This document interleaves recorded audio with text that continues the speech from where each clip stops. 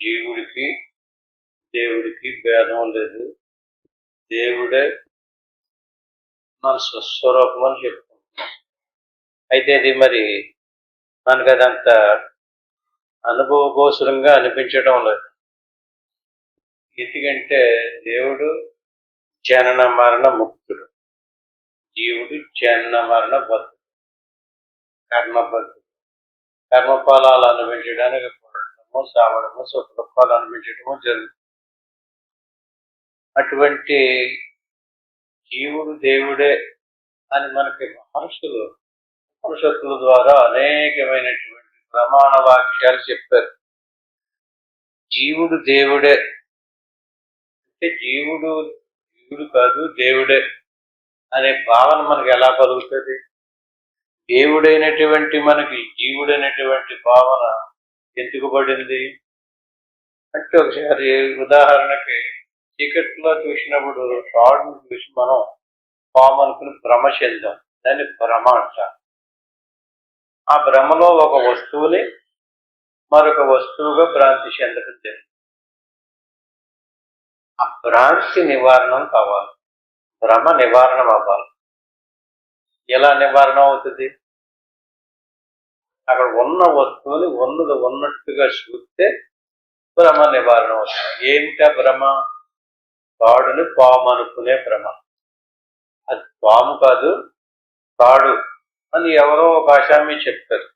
కానీ మనం తాడుగా చూసి తాడులో పాముని చూసాం, భయం కూడా కలిగింది, కేకలు కూడా వేసాం. కానీ మనం ఏమనుకుంటున్నాం? పాము అనుకున్నాం. కాదు తాడు అంటే వెంటనే నమ్మం. ఏం కావాలి మనకి? రుజువు కావాలి, ప్రత్యక్షంగా చూడాలి. దాన్నే మనకి అనేక విధాలుగా నీలో ఉన్నటువంటి నీ స్వరూపాన్ని నువ్వు చూడు. దాన్ని అంతర్ముఖము అంటారు. మనం బహిర్ముఖం అయ్యాం. చూపు ద్వారా, శివుడి ద్వారా, ఇంద్రియాదుల ద్వారా బాహ్య సంబంధమైనటువంటి విషయాదులు తెలుసుకుంటాం. ఆ బాహ్య విషయాదులు తెలుసుకునే వాళ్ళు ఎవరు? మనమే. అంటే మనం బయటకి చూపుని మాని మన లోపలికి తిప్పుకుంటే దాన్ని అంతర్ముఖం అంటారు. బయట చూస్తే బహిర్ముఖము అని. అంతర్ముఖ వృత్తితో మనం ధ్యానం చెయ్యాలి. అలా ధ్యానం చేసినప్పుడు తాడులో చూసినటువంటి పాము దీపం పట్టుకెళ్ళి చూస్తే ఎలాగది తాడు కాదు, పాము కాదు, తాడని తెలిసిందో అట్టి మాదిరిగా మనం శరీరాదులు కాదు, మనం చైతన్య స్వరూపమైనటువంటి ఆత్మస్వరూపం అనేటువంటి జ్ఞానం మనకు అనుభవపూర్వకంగా అంటే ప్రత్యక్షంగా తెలుసు. మహర్షులు మనకి శాస్త్రాల ద్వారా పరోక్షంగా చెప్పారు. ఆ పరోక్షంగా చెప్పినటువంటి జ్ఞానాన్ని మనం అపరోక్షంగా చూడాలి. ఇలాంటి కొన్ని భ్రమలు ఎంతవరకు అయితే పోవో అంతవరకు మనకు యథార్థం. ఈ రోజు చెప్పుకునేటటువంటి ఉపనిషత్తు అన్నపూర్ణ ఉపనిషత్తు. ఇది ఉపనిషత్తులో 69వ ఉపనిషత్తు. ఈరోజు భ్రమ అనేటువంటి దాని గురించి, ఎన్ని రకాల భ్రమలు ఉన్నాయి, భ్రమలు ఎలా నివారణ అవుతాయి అనే దాని మీద ఈరోజు చెప్పుకోవడం జరుగుతుంది. భ్రమ పంచవిధో భూతి తదేవేహ సముష్యతి. భ్రమ పంచవిధో, 5 రకాల భ్రమలు ఉన్నాయటండి. మనకు ఒకటే భ్రమ కాదు. అంటే జీవుడే దేవుడు ఎలాగవుతాడు? జీవుడే దేవుడే అంటే భ్రమ. నిజం తెల్లలేదు. అక్కడ తాడులో పామును చూసినట్టుగా అదొక భ్రమ. అలాంటి 5 భ్రమలు ఉన్నాయండి, ఒక భ్రమ కాదు మనకి. భ్రమ పంచవిధో భాతి తదేవేహ సముష్యతి. జీవేశ్వరో భిన్న రూప ఇది ప్రాథమికో భవతి. జీవుడు దేవుడు ఎప్పటికీ ఒక్కటి కాదు. ఇది మొదటి భ్రమ. మీరు ఎన్ని చెప్పండి, ఎంతకాలం బట్టి మనం చెప్పుకుంటున్నాం? ఈ భ్రమ ఎవరికన్నా పోతుందా? ఏ భ్రమ?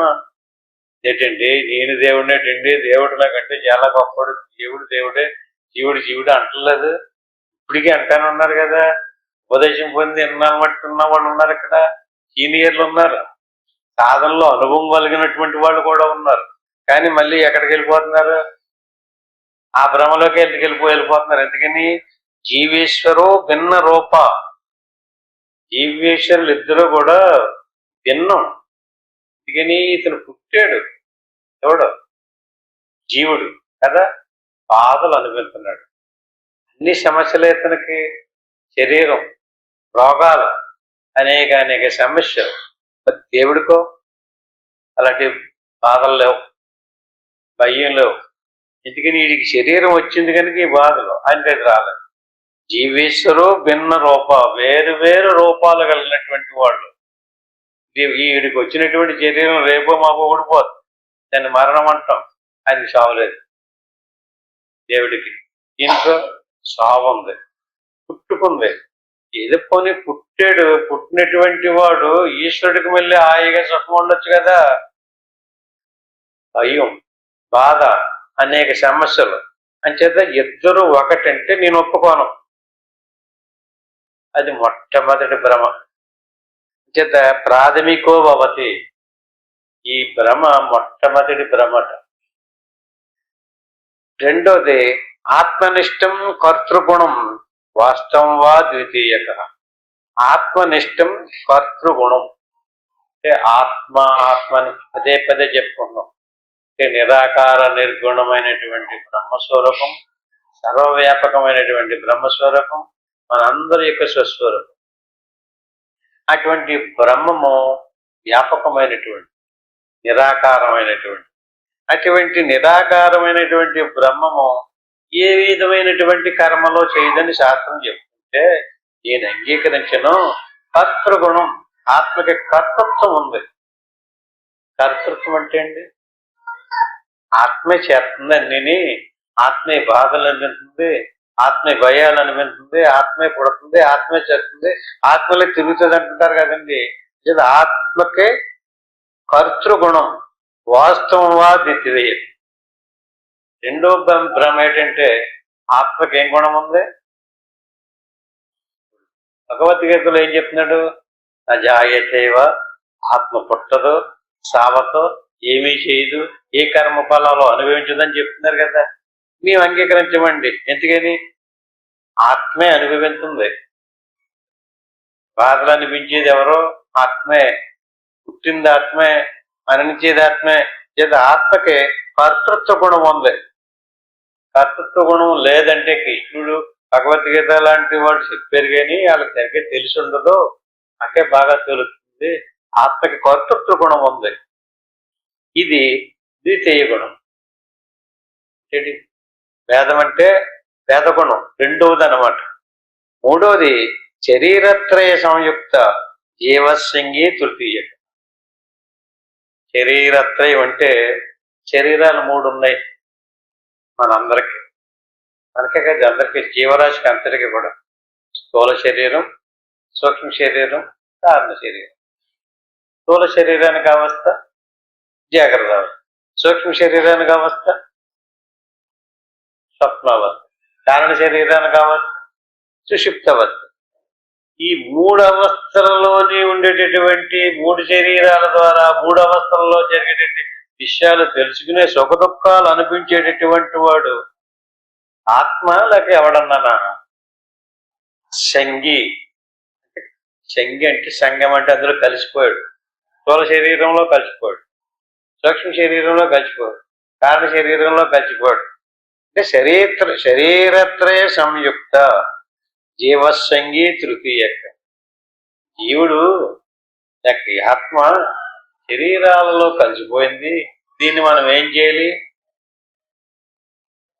బాగా దంచి నూనె పిండినట్టుగా పిండాలా? దీన్ని ఎలా విడదీయాలి? ఇది కూడా భ్రమే అంటున్నాడు. శరీరాదులలో ఆత్మ కలలేదట. శరీరాలలో ఆత్మ కలదు.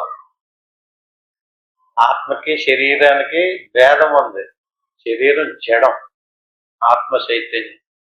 చైతన్యంలో జడం కలదు.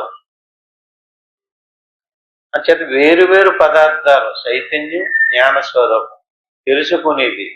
జడమ వస్తువు పోతూ ఉంటుంది, పుట్టి పరిణామం చెందుతూ నశించు. దీన్ని మనం మొన్న షడ్భావ వికారములు అని చెప్పుకున్నాం. ఏంటయ్యి? అస్థి, జాయతే, వర్ధతే, విపరిణమతే, అపక్షీయతే, వినశ్యతి. ఈ రకంగా 6 రకాలు పుట్టి, వృద్ధి చెంది, పరిణామం చెందుతూ, కృషించి, నశించిపోయే లక్షణాలు ఉన్నాయి. దేనికి? ఈ శరీరాదులు. శరీరం అని ఎందుకన్నారండి అసలు? శీర్యతే అనేది ఇది శరీర. శరీరం అంటే పుట్టి పరిణామం చెందుతూ క్షీణించి నశించిపోయేది కనుక శరీరం అన్నారు. ఇలాంటి శరీరాలు ఒక శరీరం లేదు. ఒక శరీరంతో బాధపడలేకపోతాం అంటున్నాం. 3 శరీరాలు ఉన్నాయి. మెలకువలో ఉన్నటువంటి శరీరం స్థూలం. దీంతో జాగ్రత్త ప్రపంచాన్ని అంతటినీ తెలుసుకుని సుఖ దుఃఖాలు అనుకుంటున్నాం. ఇది వదిలేసిన తర్వాత ఇంకో శరీరం వచ్చింది, సూక్ష్మ శరీరం. అక్కడ కళలో, స్వప్నాలు, ఊరంతా తిరుగుతాం, ఏయో చూస్తాం, ఏయో అనిపిస్తాం. మరి ఆ శరీరంతో మళ్ళీ సుఖ దుఃఖాలు అనిపించినటువంటి వాడెవరు? ఈ శరీరంతో అనిపించినటువంటి వాడెవడు? ఇంకా 2 దాటిన తర్వాత 3వ శరీరం కారణ శరీరం. ఆ కారణ శరీరంలో ఏమీ తెలియకుండా సుషుప్తి, నిద్ర అంటారు దాన్ని, మత్తు, ఏం తెలియదు. మరి అందులో జీవుడు కలుగుతున్నాడా లేదా? ఈ రకంగా కలిసిపోయినటువంటి వాడు జీవుడు. కలిసిపోయినటువంటి వాడిని మీరు ఎంత సాధన చేసినా, ఎంతమంది గురువుల దగ్గర ఉపదేశం పొందినా, ఎన్ని ఉపన్యాసాలు విన్నా, ఎన్ని చేసినా కలిసిపోయింది విడిపోదో. దీన్ని ఎవడో ఏమీ చేయలేడు. అంచేత మీరు ఏదో దేవుడికి దండం పెట్టుకుని గోవిందా గోవిందా అంటే ఆయనే ఏదో మంచి జన్మ కలిగించి మంచి సుఖం కలిగిస్తాడు. కానీ దీనితోటి కలిసిపోయినటువంటి దాన్ని విడగొట్టడం ఎవరి వల్ల సాధ్యం కాదు. ఇదొక మతం, ఇదొక సిద్ధాంతం. వీళ్ళ పెద్ద తెలివైన వాళ్ళే. వీళ్ళు కూడా చాలా ప్రాక్టికల్ గానే దీనికి సంబంధించిన అన్నటువంటి ప్రమాణాలు చూపెడతారు. ఇది ఇప్పుడు 3వ ప్రమాణం. జగత్కారణ రూపస్య వికారత్వం చతుర్థక. ఇప్పుడు మన శరీరం ధరించాం కదండి, లేక జగత్, లేక మన శరీరం జగత్కారణ రూపస్య. జగత్తు నుంచి ఎలాగొచ్చింది మన శరీరం?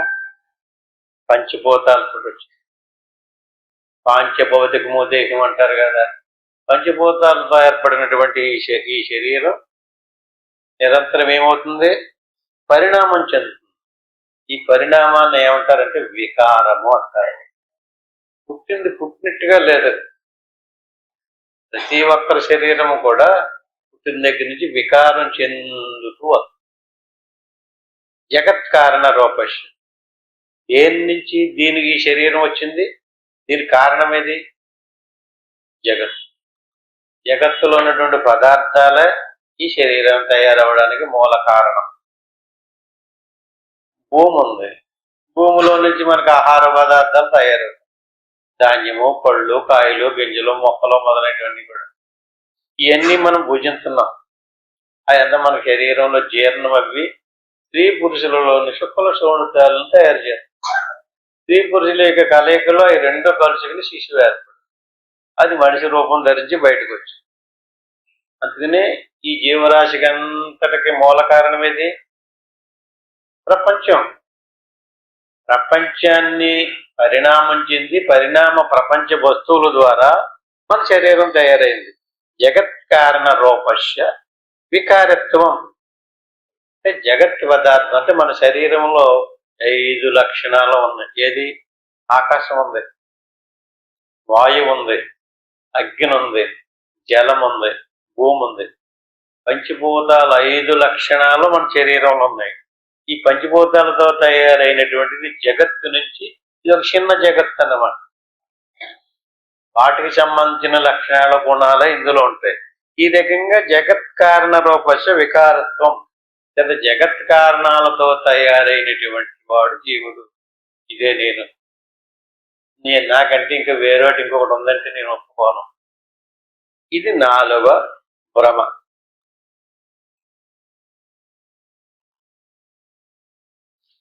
కారణాత్ భిన్న జగత చత్యత్వం పంచమో భ్రమ.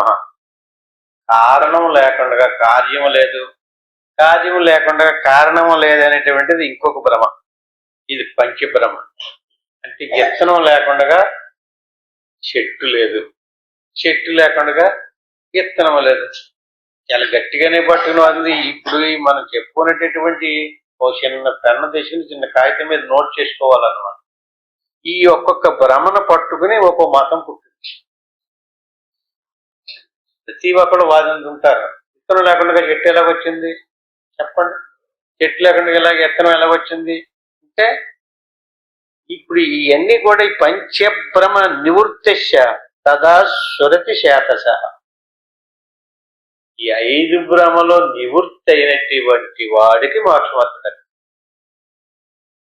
అంతవరకు మోక్షం రాదు. మీరు ఎంత సాధన చేసినా, ఎన్ని పూజలు చేసినా, ఎన్ని రకాల శాస్త్రాలు చదివినప్పటికీ కూడా ఈ 5 భ్రమలో నివారణ అయిపోవాలి. ఈ 5 కంఠస్థం చేసుకుని ఏ ఈ భ్రమలలో మనం చిక్కుకున్నామో ఆయా భ్రమలు ఎలా నివృత్తి అవుతాయో, నివృత్తిష్య 5 భ్రమలు కూడా నిజం కాదు, ఉత్తిది కాదు అంటే ఎప్పుడు నివృత్తి అవుతుంది? చేతసి అంటే తదా స్వరతి చేతసి. ఈ 5 ఆటలకి లోపల ఏ చైతన్యం అయితే ఉందో, ఏ ఆత్మస్వరూపం అయితే ఉందో, ఏ బ్రహ్మం అయితే ఉందో అది అతను తెలియాలి, దాన్ని అతను దర్శించాలి. కాడుని చూడగానే పాము అనేటువంటి భ్రమ ఎలా నశించిపోతుందో అట్టి మాదిరిగా ఆత్మసాక్షాత్కారం పొందినటువంటి వాడికి 5 భ్రమలో నశించాయి. ఇతను కొంచెం ఉపమానాల ద్వారా ఒక్కొక్క భ్రమ నివారణ ఎలాగవుతుందో చూపించండి. బింబ ప్రతిబింబ దర్శనేన వేద భ్రమో నివృత్త. బింబ ప్రతిబింబము ఏంటండి ఇవి?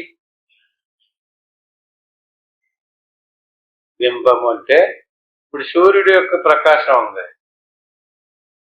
నీటిలో ప్రతిబింబించింది. నీటిలో ప్రతిబింబించినటువంటి సూర్యుడి ప్రతిబింబం కూడా ప్రకాశం అంట. ఆ సూర్యుడి ప్రతిబింబం గోడ మీద ప్రతిబింబించింది, అద్దం మీద ప్రతిబింబించింది. సూర్యుడి ప్రకాశంతో కదా గోడనే అద్దం ప్రకాశిస్తున్నాయి, కానీ గోడ ప్రకాశాన్ని ఎత్తలేదు. అర్థమో అట్టి మాదిరిగా నీరు తిరిగి ప్రకాశాన్ని ఎత్తుంది. ఏంటి ఇది? ఇది తెలుసుకోవాలట. ఇది తెలుసుకున్నటువంటి వాడికి భేద భ్రమ నశిస్తుంది. బింబ ప్రతిబింబం. బింబం అంటే ప్రతిబింబం అంటే కొన్ని మన దగ్గరికి వద్దాం.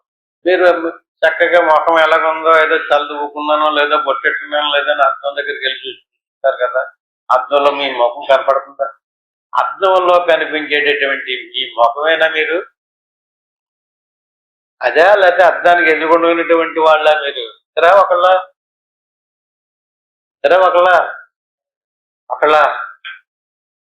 ఆలోచించండి. భేదం ఇద్దరు. ఇటు అద్దంలో ఒకడున్నాడు, అద్దానికి ఇతలు ఒకడున్నాడు కదా. అద్దంలో ఉన్నటువంటి వాడు అద్దానికి యువతలు ఉన్నటువంటి వాడికి ఏం భేదం ఉంది? కొని ఈయన కొంచెం ముక్కు పెద్దదుందా, ఆయన కొంచెం ముక్కు చిన్నదుందా? సేమ్ టు సేమ్ కదా, ఏ తేడా పడలేదు. ఇద్దరు ఒకలాగే ఉన్నారు, కానీ ఇద్దరు కాదు. వాళ్ళ ఇద్దరు కింద కనపడుతుంది కదండి. నేను కాదంటే ఎలా ఒప్పుకుంటానండి? మీరు ఎన్ని చెప్పండి, నేను ఒప్పుకోను. ఎందుకని నేను చూస్తున్నాను కదండి ఇద్దరినేనే, నాకు ప్రత్యక్షంగా కనపడుతున్నారు కదా. నేనున్నాను, అద్దంలో ఒకడు ఉన్నాడు, ఇద్దరు ఎదురుగుండగా కనపడుతుంటే మీరు లేరు, ఒక్కడే ఉన్నాడు. ఏకమేవ అద్వితీయం బ్రహ్మ లేక నానాస్తికించినట్టు ఏయో వేదవాక్యాలు చెప్పి మమ్మల్ని భ్రమలో పాడుతున్నారు, కానీ ఇద్దరు లేరు, ఒకడే. ఒకడా ఇద్దరా? అట్టి మాదిరిగా దేవుడు ఒకడే. ఇద్దరు ముగ్గురు దేవుళ్ళు లేరండి. భ్రమలో ఉండి దెయ్యం పట్టుకున్న వాళ్ళులో తిరుగుతున్నారు, అంతే జగత్తు ఉంటారు. ఇద్దరు ముగ్గురు ఉన్నారా దేవుళ్ళు? ఇద్దరు లేరు. ఇద్దరు ఉన్నారంటే ద్వైతం. ఒక్కడే ఉన్నాడు, కానీ ఒక్కడుంటే ఇద్దరు కింద ఎందుకు కనిపిస్తున్నాడు? పోనీ ఇద్దరు కాదండి బాబు, ఇద్దరేటండి, ఎంతమంది కనపడుతున్నారండి? ఎన్ని దేవతలు, ఎంతమంది దేవుళ్ళు, ఎంతమంది మనుషులు, పశుపక్షాదులు, కిమకేటకాదులు, అందరిలోని చైతన్యం కనపడుతుంది కదా. ఇంతమంది కింద ఎందుకు కనిపిస్తున్నాడు? ఈ భేద నివారణ కావాలి. ముందు పట్టుకోండి గట్టిగా. ఈ భేద మొట్టమొదటి దాంతి ఏంటిది? ఒక్కొక్క దాన్ని ఆ భ్రాంతి నివారణ చేసుకోకపోతే ఏదో తెలిసేసుకుంటున్నాం, మేము వెళ్తున్నామండి సత్సంగం అంటూ వచ్చేసి ఆలకించేసి సత్సంగం చాలా బాగానే చెప్పారండి అని చెప్పేసి తప్పలు కూడా చేసి అన్నం పెట్టేసి వెళ్ళిపోతే ఏం ప్రయోజనం లేదండి.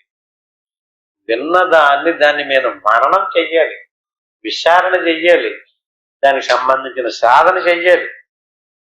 అప్పుడు ఆ భ్రమ నివృత్తి అవుతుంది. అంచేత ఆత్మనిష్టం, కర్తృగుణం ఇవన్నీ కూడా నిజం కాదు అనేటువంటిది మనకు తెలియాలంటే బింబ ప్రతిబింబ దర్శనైన భేద భ్రమో నివృత్త. ఈ భేదం రెండు కాదు, ఒక్కటే.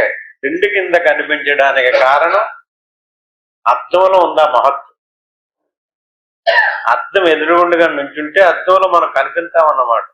అట్టి మాదిరిగా మనకి చుట్టూ మన చైతన్య స్వరూపానికి చుట్టూరు ప్రకృతి ఉంది. ప్రకృతి మూడు రకాలు: తమోగుణము, రజోగుణము, సత్వగుణం అని చెప్పి. సత్వగుణానికి సంబంధించినటువంటి ప్రకృతి శుద్ధమైంది, నిర్మలమైంది, సూక్ష్మమైనటువంటిది.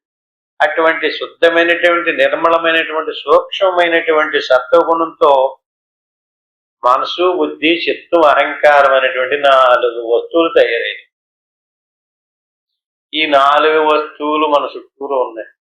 అంటే మనసులో మన స్వరూపం ప్రతిబింబించి మనసుకి ఎరుకొచ్చు. ఎరుకంటే తెలివి. బుద్ధిలో జ్ఞానం వచ్చింది, అహంకారంలో జ్ఞానం వచ్చింది. అంటే మనసులో ఎరుకు రాగానే, అంటే మన ప్రతిబింబం పడగానే మనసు ఏం చేస్తుంది?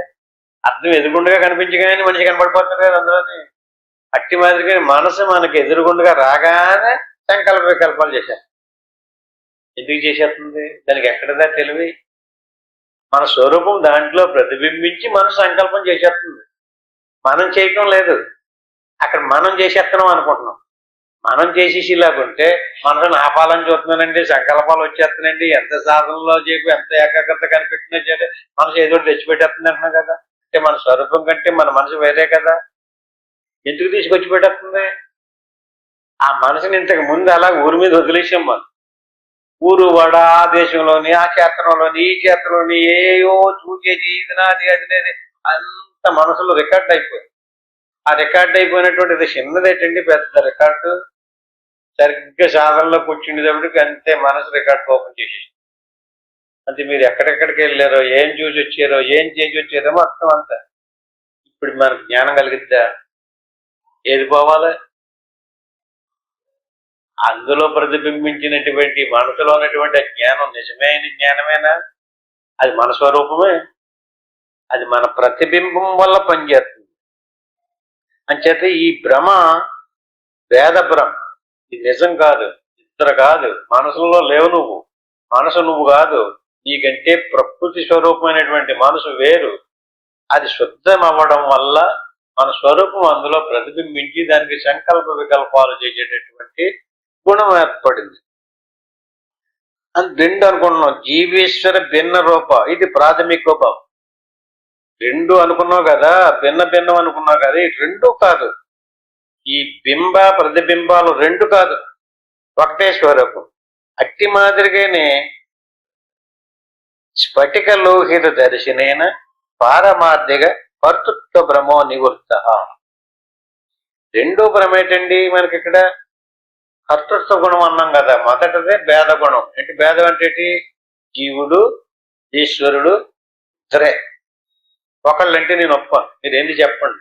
ఎందుకంటే నా గురించి నాకు తెలుసు, కానీ నీకేం తెలుసు? ఎన్ని బాధలు పడుతున్నాను, నా శరీరం ఎన్ని సమస్యలు పెడుతుందో, నా కాలు నొప్పులు, కడుపు నొప్పులు, నీకు ఏ కడుపు నొప్పి లేక చక్కగా కూర్చుని చెప్తున్నారు అంటున్నాం మనం. అంటే ఎవరికి వాళ్ళకే తెలుస్తుంది కదా. దేనికి సంబంధించింది అది?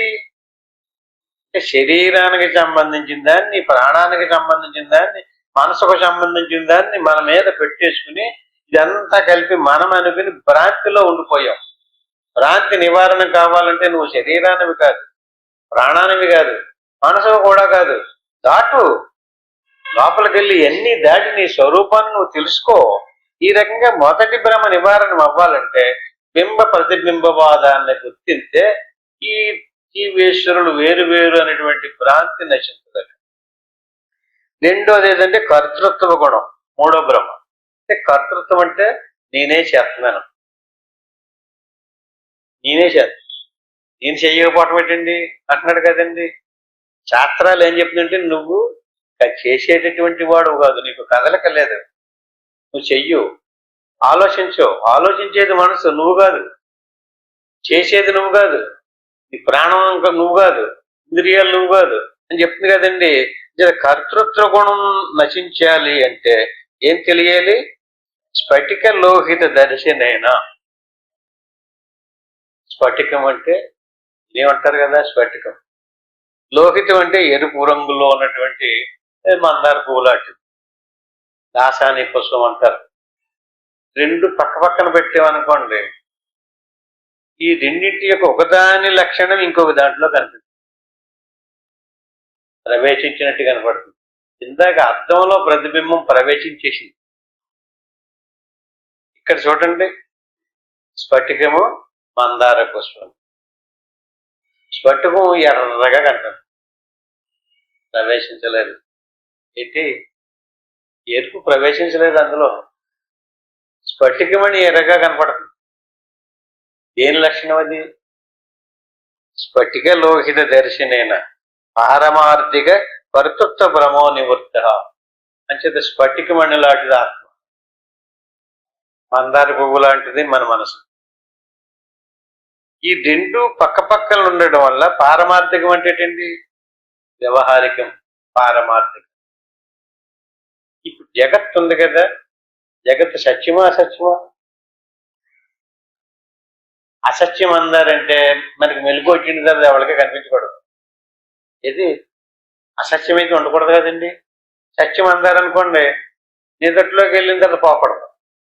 ఇదేంటండి, నిద్రపోతే పోతుంది, మెలుగులోకి వస్తే వస్తుంది, ఎక్కడికి పోతుంది నిద్రపోయినప్పుడు? సత్యమా అసత్యమా? ఏమో సత్యమో చెప్పితే ఇలాగంటున్నారు మీరు, అసత్యం అంటే అలాగంటున్నారు. సత్యమో చెప్పలేను, అసత్యమో చెప్పలేండి, సత్యమో అసత్యమో కూడా చెప్పలేం కదా. ఏది అనిపించే వస్తువు మన శరీరం, ప్రపంచం. అందుకని దీనికి ఏమన్నారంటే వ్యవహారిక సత్యం. అంటే ఇది సత్యం అంటే ఎప్పుడు సత్యం అంటే నువ్వు మెలుకులోకి వస్తే సత్యం. మెలుకులోకి రాలేదు కదా, మెలుకులోకి రానంతసేపు ఈ గొడవ నీకు లేదు. ఇది ఉందో లేదో, ఈ శరీరం ఉందో లేదో నీకు తెలదు. మెలుకులోకి వచ్చేకే కదా నా శరీరం అబ్బో నీకు చాలా సేపు నిద్రపోయాను అంటున్నాడు. మెలుకులోకి రానంత కాలం నీకు శరీరం గురించి కానీ ప్రపంచం గురించి కానీ తెలియదు. అంచేత మెలకువ అనేటువంటిది మన శరీరం కానీ ప్రపంచం కానీ ఎలాంటి సత్యం? వ్యవహారిక సత్యం. అయితే వ్యవహారిక సత్యం నిజమే కానండి, తాడులో పాము, ముచ్చిపు చిప్పలో వెండి, అలాగే నిద్రపోయినప్పుడు కళ కన్నప్పుడు బంగారం వెండి వస్తువులు కళ్ళలో చూసాం కదా, కొన్ని అవి సత్యమేనా? అవి సత్యం అయితే మెలుకులోకి తెచ్చేసుకోవచ్చు, మూట కట్టుకోవచ్చు. కొన్ని అసత్యమా? అసత్యం అయితే అక్కడ మనం బాధపడకూడదు, భయపడకూడదు. కళ్ళలో కూడా ఇక్కడికి ఏం బాధపడుతున్నాం, భయపడుతున్నాం, అవునా? ఆ వస్తువులు చూసి, పామును చూసి, తాడును చూసి పాముని కేకలేసాడు కదా, అసత్యం అయితే కేకలేయకూడదు కదా. అలాగే నిద్రపోయినప్పుడు కళ కన్నప్పుడు ఆ కళలో ఉన్నటువంటి వస్తువులు అసత్యమా సత్యమా? వెలుగు ప్రపంచం అంటే ఏదో మీరు ఏదో చెప్పారు వ్యవహారిక సత్యం అని. కళలో ఉన్నటువంటి వస్తువులు సత్యమా సత్యమా ఏమనుకోవాలి నేను? దానికి ప్రాతిభాషిక సత్యం అని పేరు పెట్టింది శాస్త్రం. ఇది వ్యవహారిక సత్యం. ప్రాతిభాషికం అంటే ఏంటి? ప్రతీతి కాలమందు మాత్రమే తోసేది కనుక ప్రాతిభాషికం. ప్రతీతి అంటే నువ్వు అనుకుంటేనే కనపడదు. వ్యవహారిక ప్రపంచం నువ్వు అనుకోక్కర్లేదు, వెలుగులోకి రాగానే అందరి శరీరాల్లో కనపడిపోతుంది. చెట్టు పుట్ట తాడు పాడు అన్నీ కనపడతాయి, తాడు పాము అన్ని కూడా. నువ్వేమో అనుకోలేదు అది. కానీ కళలో అది అలా కాదు, నువ్వు అనుకోవాలి. నువ్వు అనుకుంటేనే వస్తుంది ఆ కళ్ళలో ఆ తాడో పామో. అంతేకాని దాన్ని ఏమన్నారు? ప్రతీతి కాలమందు మాత్రమే తోసేది కనుక ప్రాతిభాషిక వస్తువు. నువ్వు అనుకున్నావు తాడుని చూసి పాముని, నువ్వు అనుకోకపోతే అక్కడ తాడే ఉంటుంది, పాము కనిపించింది. అంటే నువ్వు అనుకోవడం వల్ల తాడు పాముగా వచ్చింది. అంటే ప్రతీతి కాలమందు తోచేటటువంటి వస్తువు ప్రాతిభాషిక పదార్థము. వ్యవహారిక పదార్థం ఈశ్వర సృష్టి, ప్రాతిభాషిక జగత్తు జీవుడి సృష్టి, వ్యవహారిక జగత్తు ఈశ్వర సృష్టి. అది నువ్వు వదలాల్సినటువంటి పని లేదు, అది నువ్వు అనుభవించవలసిందే. దాన్ని అనుభవించడానికే దీన్ని తగిలించి పంపించాడు. మన ప్రారంధ కర్మను అనుసరించి ఈ శరీరం వచ్చింది. మన ప్రారంధ కర్మలను అనుసరించి మన శరీరంతో సుఖ దుఃఖాలు అనుకుంటాం.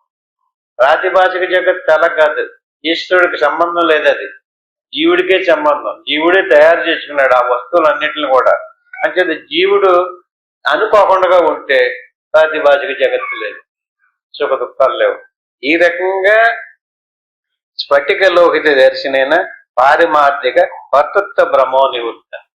ఇక వ్యవహారిక జగత్తు, ప్రాతిభాషిక జగత్తు, పారమార్థిక జగత్తు అని మూడు జగత్తు. వ్యవహారిక చత్యం ప్రపంచం, ప్రాతిభాషిక చత్యం జీవ సృష్టి, పారమార్థిక సత్యము పరమాత్మ బ్రహ్మము మన స్వస్వరూపం. యథార్థమైనటువంటి మార్పు చెందినటువంటి మన స్వరూపాన్ని ఎవడైతే దర్శించాడో కర్తృత్వ బ్రహ్మ నివారించిపోతుంది. ఏది దర్శనం అవ్వాలి? పారమార్థిక వస్తువు. వ్యవహారకం తెలుస్తుంది, మనం ప్రాతిభాషం కూడా తెలుస్తుంది. పారమార్థికమా ఎప్పటికీ పారమార్థికాన్ని దర్శించలేదు. మనం పారమార్థిక జీవితాన్ని గడుపుతానంటున్నాడు. పాటలు పాడటం పారమార్థికమా? పుస్తకాలు చదవటం పారమార్థికమా? లేకపోతే పూజలు, దానాలు, ధర్మాలు పారమార్థికమా? పారమార్థికమేది మార్పు చెందినటువంటిది, ఆత్మ పరమాత్మల ఏకత్వమైనటువంటి బ్రహ్మమే పారమార్థికం. ఇక ఘట మఠాకాశ దర్శిన సంగీతి బ్రహ్మో నివృత్త. ఇంకో బ్రహ్మ సంగి అన్నారు కదండి. సంగం అంటే ఈ ఆత్మ శరీరాదుల్లో కలిసిపోయింది. కలిసిపోవడం వల్ల ఇవన్నీ కూడా జీవుడే చేస్తున్నాడు. జీవుడిని విడగొట్టడం సాధ్యం కాదు, వేరుపరచడం సాధ్యం కాదు. అందులో కలిసిపోయాడు అన్నారనుకోండి, అల్లో ఎన్న కలిసిపోయింది, నిజమే. సులువుగా ప్రయత్నం చేసి పాలను చక్కగా కాసి అందులోంచి వెన్న తీర్చడం కదా, వేరైంది కదా, అలాగంటే ఒప్పుకోరు. సత్యం కలిసిపోతే ఎడదీయటం సాధ్యం కాదు కదా. దానికి వేరే ఇంకొక ఉపమానం చెప్పారు. ఘట మఠాకాశ దర్శనైన సంగీతి బ్రహ్మో నివృత్తి. ఆకాశం, దాన్ని మహాకాశం అంట. బయటికి వెళ్ళి ఆ ఖాళీని ఒకసారి చూసామనుకోండి, ఒక పెద్ద అంత అనంతమైనటువంటి ఆకాశం కనపడుతుంది కదండి. ఈ ఆకాశం లోపల ఈ హాల్లోకి వచ్చుకోవచ్చు. ఈ హాల్లో ఉన్నటువంటి ఖాళీకి ఏం పేరు? మఠాకాశం అని పేరు. బయట ఉన్నటువంటి ఖాళీగా మహాకాశం అని పేరు. ఇక్కడ ఒక కొండను తయారు చేసామనుకోండి, కొండలో ఉన్నటువంటి ఖాళీకి ఘటాకాశం అని పేరు. ఎన్ని ఖాళీలు వచ్చినాయి? ఈ ఘటాకాశం కానీ మఠాకాశం కానీ ఘటంతో ఘటాకాశం కలిసిపోయిందా? ఘటంలో ఘటాకాశం మిళితమైపోయిందా? కలిసిపోయిందా? పాలు నీళ్లు కలిపేసినట్టుగా ఆకాశం ఆ ఘటంతో కలిసిపోయిందా? మరి ఈ మఠంతో ఈ ఆకాశం కలిసిపోయిందా? మరి ఇంటికి పేరు ఎందుకు పెట్టారు? అలాగా ఘటాకాశం మఠాకాశం అని వేరువేరుగా చూపించరే కదా. వేరువేరుగా చూపించినంత మాత్రం చేత ఈ మఠంతో మఠాకాశం కానీ ఘటంతో ఘటాకాశం కానీ కలిసిపోలేదు. మరి సంబంధం లేదు. ఈ ఖాళీని ఈ గోడలే ఆవహించినవి. దీనికి ఒక కొలత వచ్చింది. ఆ కొలతతోటి కూడుకున్నటువంటి ఆ ఖాళీని మఠాకాశం అన్నాం. అలాగే ఘటంలో ఖాళీ వచ్చింది, దాన్ని ఘటాకాశం అన్నాం. అట్టి మాదిరిగా మన శరీరం లోపల ఉన్నటువంటి బ్రహ్మము లేక దేవుడు, ఆ దేవుడిని మనం జీవుడు అంటున్నాం, లేకపోతే జీవాత్మ అంటున్నాం. అలాగే సమస్త విశ్వంలోనే ఉన్నటువంటి ఆ దేవుడిని ఈశ్వరుడు అంటున్నాం. ఈశ్వరుడు ఆత్మకి పరమాత్మ అంటున్నాం. ఇది ప్రత్యేగాత్మ, అది పరమాత్మ. వీటికి ఏమి లేదు. ఘటాకాశానికి మఠాకాశానికి ఏమి లేదు భేదం. భేదం ఉందా? ఎలా భేదం లేదో, ఎలా కలిసిపోలేదో అట్టి మాదిరిగా ఆత్మ పరమాత్మలు రెండు ఒకటే, రెండు కాదు.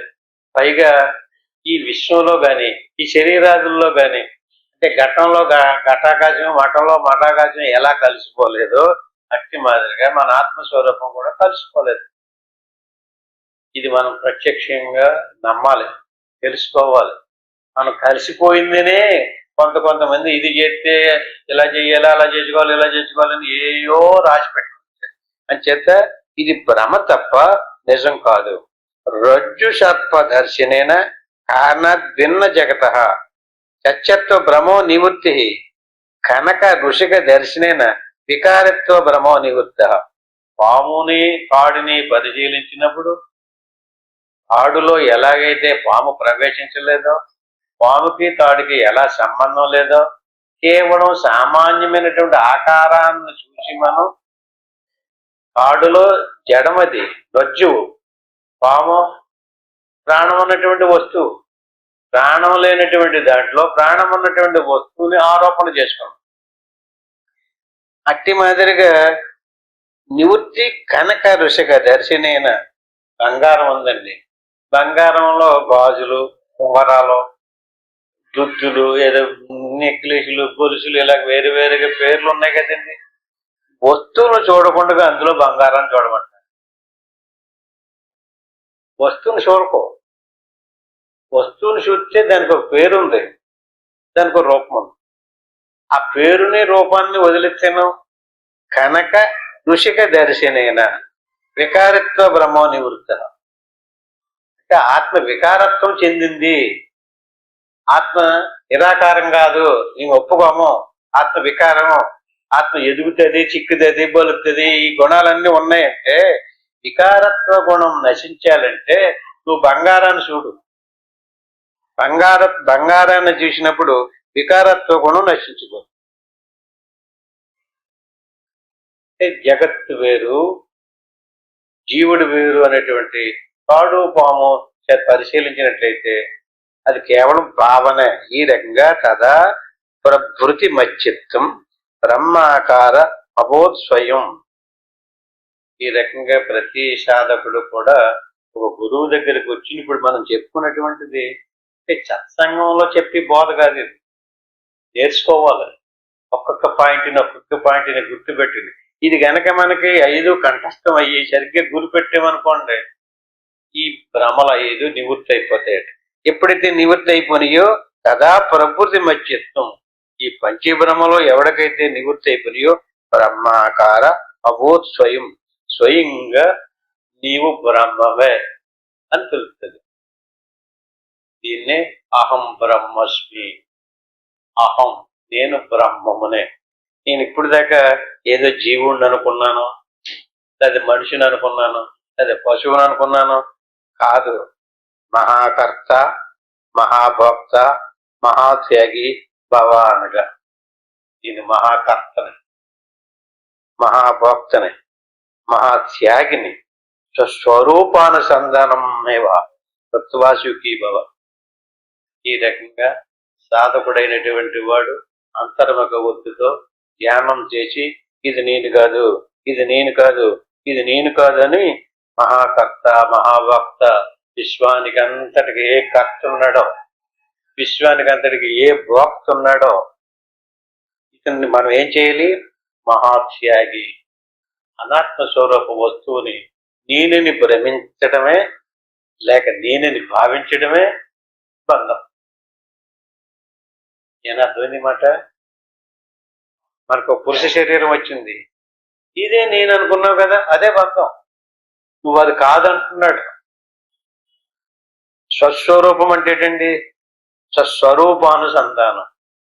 నువ్వు ఇది కాదు, శరీరం కాదు, ఇంద్రియాలు కాదు, ప్రాణాలు కాదు, మరి ఎవరో? ఆత్మానుసంధానం, స్వస్వరూపానుసంధానం మేవా కృత్వా సుఖీ భవ. ఇంతవరకు ఆత్మస్వరూపాన్ని తెలుసుకోలేదో, ఆత్మస్వరూపాన్ని పొందలేదో అటువంటి వాడికి ఎట్టి బతుకులని సుఖం లభించు.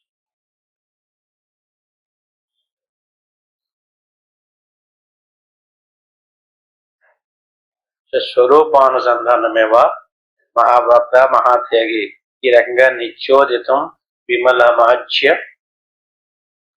అనంతరూపం బ్రహ్మస్మినేతరం. కళా కలనం హి కించిత్ ఇచ్చేవ భావయ నిరంజనతాముపేతో నిర్వాణమే హి సకల అమల శాంత వృత్తి.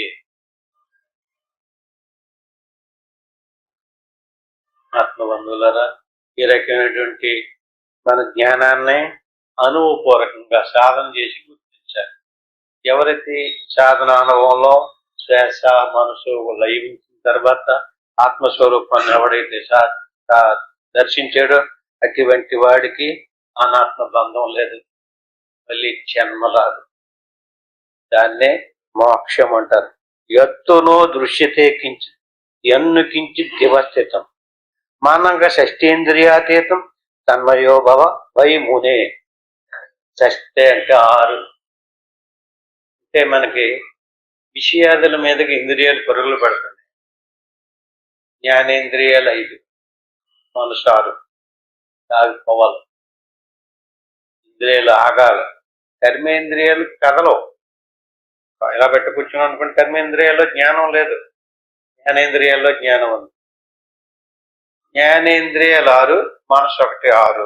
ఈ రకంగా ఎత్తులో దృశ్యతే కించిత్ ఈ 6 ఇంద్రియాలే దృశ్యాన్ని తయారు చేస్తున్నాయి. శ్రోత్రేంద్రియం శబ్దాలని, చక్షురేంద్రియం రూపాలని, జివ్వేంద్రియం ఋషిని, ఘ్రాణేంద్రియం గ్రంథాన్ని.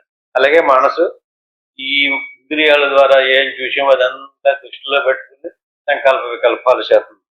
ఎత్తునో దృశ్యతే కించిత్. ఈ రకంగా మనసు ఏ సంకల్పం చేస్తుందో, ఏది స్మృతికి తీసుకొస్తుందో, ఏది సృష్టిస్తుందో అదంతా కూడా దృశ్యతే కించిత్, కొంచెం కూడా నిజం కాదు. అలాగా మన మనసుతో తయారు చేసుకున్నటువంటి అంతా కూడా ఎత్తునో దృశ్యతే కించిత్ ఎన్ను కించిత్ దివస్థితం.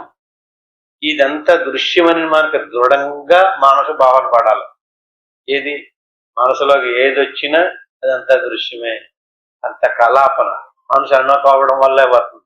అంచేత ఈ మనసుకి వెనకాల నేను ఉన్నాను కదా, నాకు ఇదంతా తెలుస్తుంది కదా, నేను మాత్రం దృశ్యం కాదు.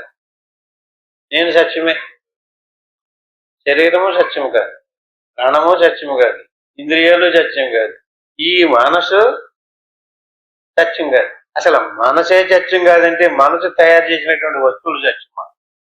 మనసు శరీరము ఇవన్నీ కూడా వ్యవహారిక సత్యం. మనసు తయారు చేసింది ప్రాతిభాషిక సత్యం. యథార్థమైనటువంటి సత్యం ఏది? నేను, మన స్వరూపమే సత్యం. చేత మనః షష్ఠేంద్రియాతీతం. ఎంతవరకు సాధన చెయ్యాలి? అతీతం అంటే 6 దాటాలి. 6 ఏంటయ్యి?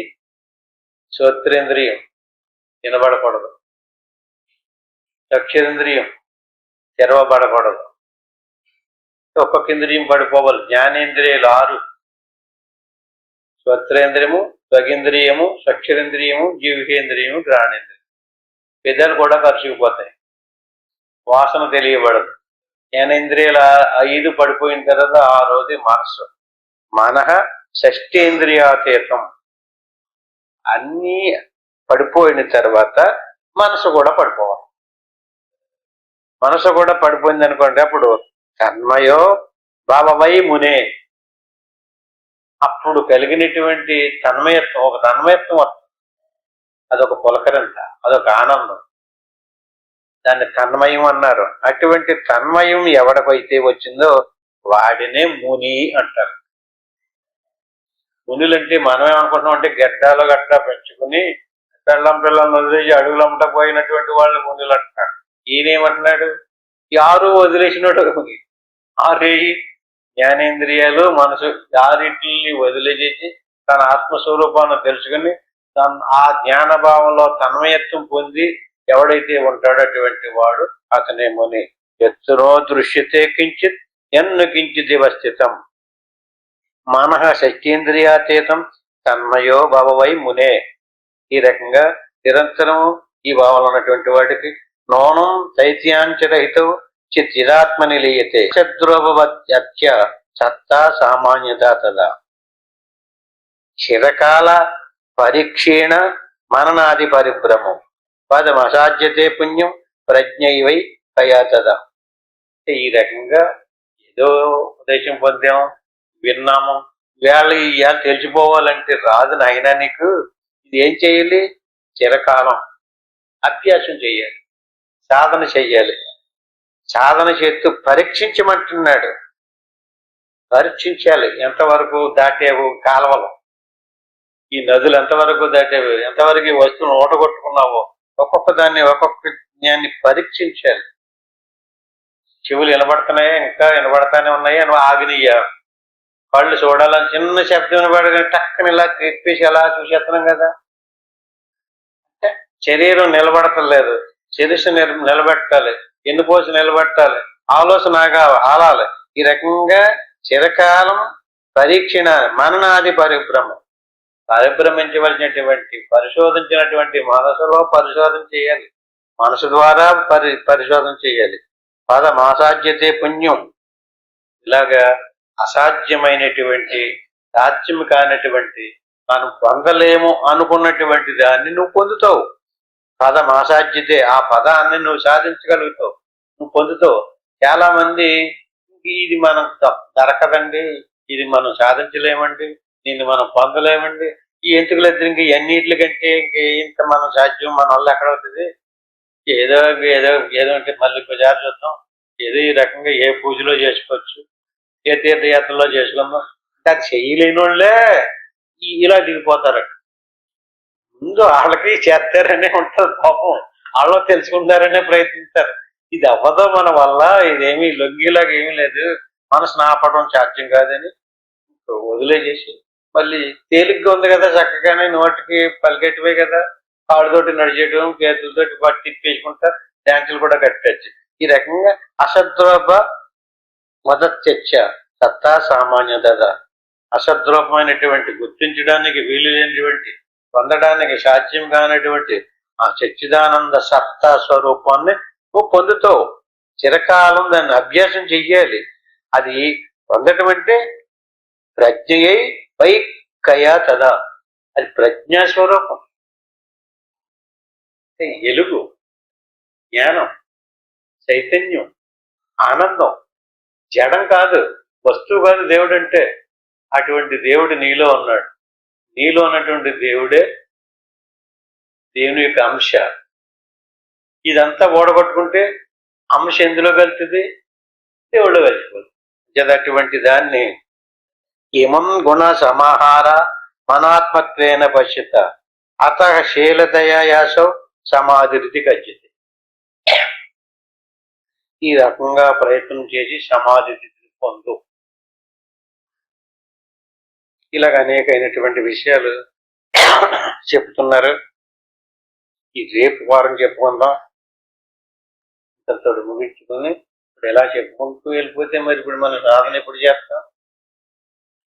అందరూ కూడా ధ్యానం అద్దాల కొట్టిదాకా ధ్యానంలో కూర్చుందాం. ఎలా కూర్చోవాలో ఇప్పుడే ఇందులోనే చెప్పారు.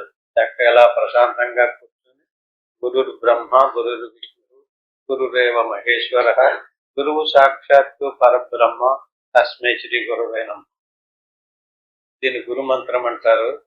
దీన్ని ఒకసారి అనుకోవాలి, ఓం నమ శివాయ. దీన్ని పంచాక్షరి మంత్రం అంటారు. దీన్ని 3 సార్లు అనుకోవాలి. ఆ పైన ఏమి అనుకోకుండా సోహం భావన పూజ చేయాలి. సోహం భావన అంటే ఆ లోపల ఉన్నటువంటి చైతన్య స్వరూపమే నేను. చైతన్యానికి చుట్టూరు ఉన్నటువంటి శరీర ప్రాణమానసాదులు నేను కాదు. సో అది నేను అనేటువంటి భావనతో శ్వాసను గమనిస్తూ ఉండడమే సోహం భవత్యాలు. శ్వాస లోపలికి తిరిగి ఆత్మ చైతన్యం దాకా ఇల్లు వస్తుంది కనుక శ్వాసను పట్టుకున్నటువంటి మనం అందరం కూడా ఆత్మస్వరూపం దగ్గరికి వెళ్ళి ఆత్మ మనసు అంచేత చక్కగా నేను ఓంకారాన్ని చెప్పేదాకా అలా శ్వాసను గమనిస్తుంది. ఓ